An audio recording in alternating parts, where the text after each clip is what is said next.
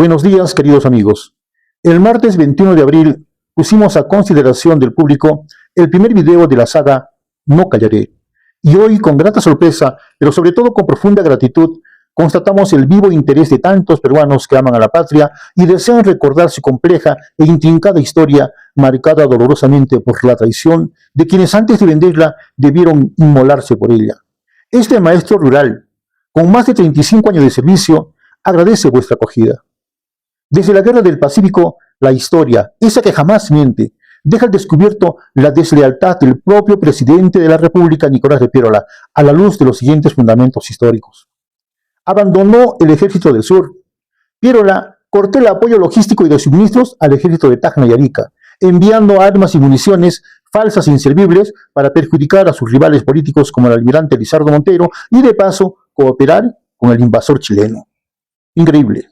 Tras la derrota de Chorrillos, el ejército chileno se encontraba disperso y embriagado luego de asesinar, violar y robar a mansalva a la ciudadanía.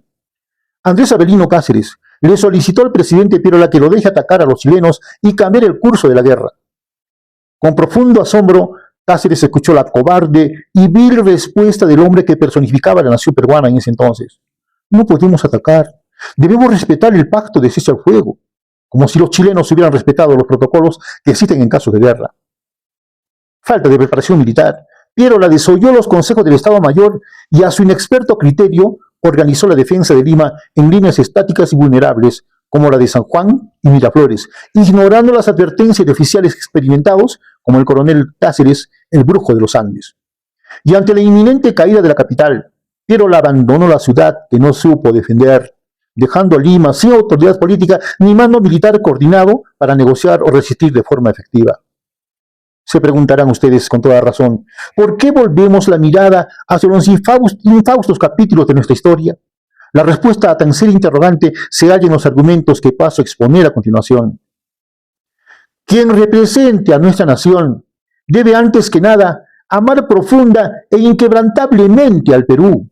No puede albergar admiración ni fidelidad hacia regímenes extranjeros como Cuba, Venezuela o Nicaragua, que han hecho del autoritarismo, de la concentración del poder, del desprecio por las libertades políticas y del atropello a la propiedad y a las dignidades humanas su forma de gobierno.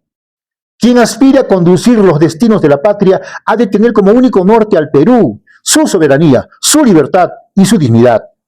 Del mismo modo, quien encarne a la nación debe hallarse plenamente preparado para asumir las responsabilidades de tan alta investidura. No basta el deseo de gobernar, ni la ambición de alcanzar el poder. Se requiere formación intelectual, juicio, carácter y verdadera aptitud para cargar sobre los hombros el destino de millones de peruanos. Por ello, conviene recordar que la corrupción no comienza solamente cuando se roba o se traiciona, sino también cuando alguien acepta un cargo para el cual no se encuentra ni remotamente preparado. Retornando a la historia, Piérola no amaba al Perú, nunca lo amó, ni se hallaba preparado para asumir las responsabilidades inherentes a su cargo. Peor aún, nada resulta más funesto para una nación que un mandatario rendido a la corrupción y subordinado a oscuros intereses extranjeros que terminan favoreciendo a la ruina de la nación. Y en el 2026, en estos precisos momentos, la lección no ha perdido vigencia. Desde 1968, el Perú ha padecido y también ha elegido a truanes, pícaros, ebrios de poder, mitómanos y ladrones de la peor ralea.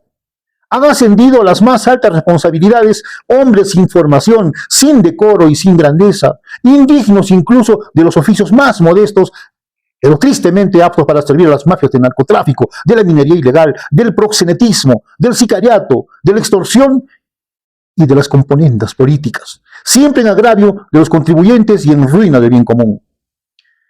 Cabe entonces preguntar, sin eufemismos ni evasivas, ¿por qué hemos llegado a este estado de descomposición política y moral, a este pandemonio infernal que ofende a la inteligencia y lastima a la patria?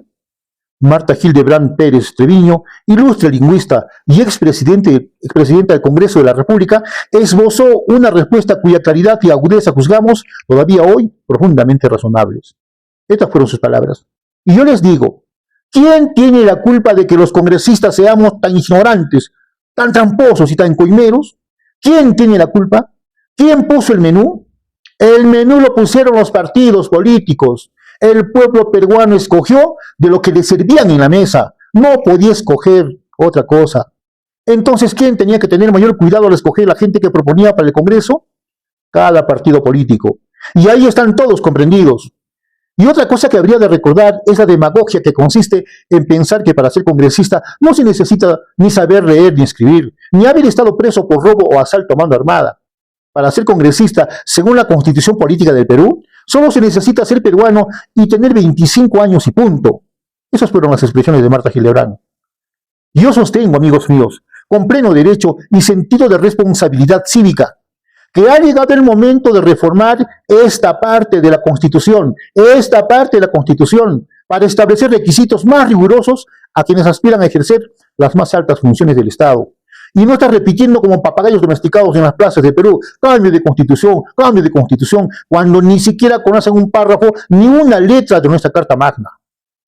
La Presidencia de la República y el Congreso no pueden seguir siendo espacios accesibles para personas carentes de preparación, probidad y solvencia moral. Como exigencia mínima, todo candidato debería acreditar estudios de posgrado en economía, gestión pública o áreas afines, además de presentar una trayectoria intachable, una trayectoria inmaculada.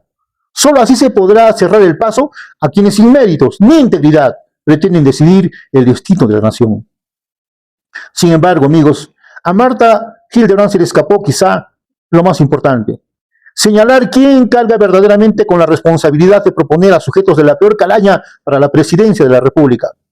La respuesta, no obstante, se halla implícita en su propio razonamiento. Son los partidos políticos quienes colocan a los presidentes y no lo hacen por amor al Perú. No lo hacen por amor a la patria. Los mueven intereses calculados, mafiosos y muchas veces aviesos que terminan atentando contra la seguridad, la estabilidad y el bienestar de la nación peruana. Y como si el deterioro no fuese ya suficiente, los partidos políticos reciben además financiamiento estatal a través del llamado financiamiento público directo administrado por la OMPE y reservado a organizaciones con representación congresal. En 2025, dicha entidad aprobó la entrega de más de 7,7 millones de soles a 10 organizaciones políticas, lo cual significa que a cada partido se le da, no se sabe por qué oscuros motivos, la cantidad de 770.000 soles por año.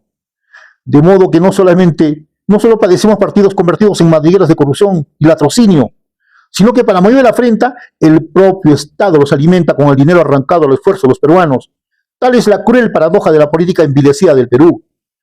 Tampoco podemos cerrar los ojos ante otra de las miserias de nuestra vida pública: la compraventa de cupos para las curules. Así, quienes disponen del dinero necesario para pagar estas extorsiones partidarias se apoderan del Congreso de la República, no para defender el interés nacional, sino para poner la ley al servicio de las mafias internas y de poderes nocivos del exterior que han tomado los recursos del Perú como si fueran botín de guerra. Y precisamente ahora, en esta contienda electoral del año 2026, bajo la sombra de graves denuncias y de aquello que algunos han denominado Operación Morrocoy, el cual fue utilizado en Venezuela para estafar la voluntad del pueblo venezolano, el Perú parece debatirse nuevamente entre la vida y la muerte de su destino republicano. No se trata solo de una elección más, se trata de una hora decisiva en la que la patria vuelve a mirar de frente el abismo de la desconfianza, el abismo de la corrupción y la traición política. El candidato del comunismo, Roberto Sánchez, postula ante el país acompañado por dos figuras que despiertan legítimas inquietudes y sospechas en la conciencia pública. La primera vicepresidencia recae en Analí Márquez Huanca, una desconocida abogada de escasa notoriedad, cuya trayectoria académica y profesional merece ser examinada con el rigor que exige una eventual responsabilidad de Estado. La segunda vicepresidencia corresponde a Brígida Curo Bustincio, dirigente campesina vinculada a los episodios de convulsión social ocurridos durante la asunción presidencial de Dina Boluarte. Su nombre, además, aparece asociado en el debate público a los lamentables sucesos de Río Ilave, donde 6 jóvenes soldados perdieron la vida en circunstancias que aún reclaman verdad, justicia y esclarecimiento pleno. Aquellos muchachos que cumplían servicio militar quedaron atrapados en una tragedia nacional, cuya investigación, lejos de disipar las sombras, ha dejado abiertas preguntas dolorosas. Por ello, no se trata solo de una fórmula presidencial, se trata de una señal política que obliga al país a mirar con severidad quienes pretenden acercarse al poder y bajo qué antecedentes aspiran a conducir los destinos de la República. Por ello, de ninguna manera debemos entregar los destinos del Perú a quienes consciente o inconscientemente podrían convertirse en instrumentos de una corriente ideológica que ya ha sembrado ruina, miedo y atraso en otros pueblos hermanos. La historia de Cuba y Venezuela nos recuerda con dolorosa claridad que cuando una nación entrega su libertad a promesas encendidas y discursos redentores, termina caminando por un sendero de oscuridad, pobreza y sometimiento. Que el Perú no repita esa tragedia, que nuestra patria no sea conducida al abismo por manos que bajo el disfraz de justicia social podrían terminar arrebatándonos la esperanza, la democracia y el porvenir. Somos testigos presenciales de cómo ciertos partidos políticos, movidos por el cálculo mezquino, que más que por el amor al Perú, juegan irresponsablemente con el porvenir de nuestra amada nación. Vemos con profunda preocupación cómo algunos se atreven a aspirar a la más alta magistratura, sin poseer el decoro, la decencia, la honestidad ni la preparación intelectual que exige tan elevada representación. El Perú no puede seguir entregando su destino a manos improvisadas, ni permitir que la ambición de unos cuantos profane la esperanza de millones, porque cuando la política pierde la moral, la patria deja de ser una promesa y se convierte en una herida abierta. Con el permiso de ustedes, quiero reiterar una verdad tan simple como terrible. La corrupción empieza cuando un individuo acepta ejercer un cargo para el cual no está ni remotamente preparado. Ese es el caso de la plancha presidencial de Roberto Sánchez y de él mismo. Y si la historia aún conserva su voz, que sea ella la que nos amoneste y nos ilumine, que no volvamos a entregar la patria a manos indignas, ni a consentir que su dignidad sea subastada por la ambición, la ignorancia o la traición. El Perú no es una herencia para los miserables fanáticos del absolutismo comunista, ni un botín para los corruptos de otras tendencias políticas. El Perú es tierra sagrada. El Perú es tierra sagrada, amigos míos, levantada sobre la memoria de nuestros héroes, sobre la memoria de nuestros ancestros. El Perú es el sacrificio y la esperanza de generaciones enteras. Defendámoslo entonces con la lucidez de la conciencia y la firmeza del deber, para que no tengan nuestros hijos que recoger entre cenizas lo que nosotros fuimos incapaces de preservar con dignidad. Tampoco hemos de olvidar el sangriento pasado que vivió el Perú durante la época del terrorismo, cuando Sendero Luminoso y el MRTA, encabezados por fanáticos absolutistas, se unieron al país en una de las etapas más dolorosas de su historia desde 1980. Aquella violencia dejó una cifra estremecedora de aproximadamente 69.000 muertos y desaparecidos. Un número que incluso triplica las bajas estimadas de la Guerra del Pacífico, en la que Perú, Bolivia y Chile registraron alrededor de 23.000 soldados y civiles fallecidos. El terrorismo provocó además cerca de 1 millón de desplazados y dejó profundas secuelas psicológicas en miles de familias, instalando un trauma social cuyas heridas aún no terminan de cicatrizar. En el plano material, las pérdidas superaron los 20.000 millones de dólares. Torres de alta tensión, puentes, mercados, escuelas y centros de salud fueron dinamitados, mientras el país se hundía en el miedo, la incertidumbre y la descomposición institucional. Como si ello no bastara, este periodo trajo consigo inestabilidad política, graves violaciones de derechos humanos, tanto por parte de los grupos terroristas como por parte de los agentes del Estado, y una polarización extrema que fracturó profundamente la sociedad peruana. A modo de reflexión histórica, estos movimientos terroristas no surgieron en el vacío, sino que encontraron inspiración, respaldo ideológico y ayuda externa de regímenes autoritarios que hicieron de la violencia y del dogma político instrumentos de dominación. He ahí entonces una muestra dolorosa de lo que un régimen totalitario puede sembrar en una nación: miedo, fractura, destrucción y fracaso. Por todo lo manifestado, este maestro rural, humilde servidor de la palabra y creyente en Dios, desde el silencio de las aulas, desde la intimidad de mi hogar y desde el doloroso amor que profeso a mi patria, eleva una plegaria al cielo.